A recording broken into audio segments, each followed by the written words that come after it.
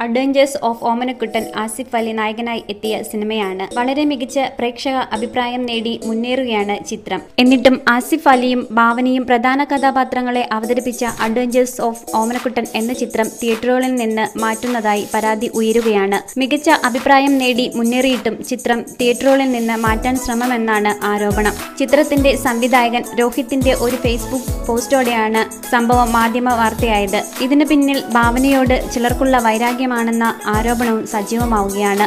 ഈ സിനിമ ഹിറ്റായാൽ വീണ്ടും ഭാവനയുടെ മാർക്കറ്റ് ഉയരും. അതുകൊണ്ട് ചില ഇടപെടലുകൾ ഉണ്ടായെന്നും തിയേറ്ററുകളിൽ നിന്ന് മാറ്റിയെന്നുമാണ് ആരോപണം. ചിത്രത്തിന്റെ സംവിധായകൻ തന്നെയാണ് ഈ വിഷയം പ്രധാനമായും ചർച്ചയാക്കിയത്. കാണണമെന്ന് ആഗ്രഹമുള്ളവർ പെട്ടെന്ന് കണ്ടോ, ഇപ്പോൾ തെറിക്കും തിയേറ്ററുകളിൽ നിന്ന്. ഇതായിരുന്നു രോഹിത്തിന്റെ Facebook post. Entertainment desk, Marunadan Malayali.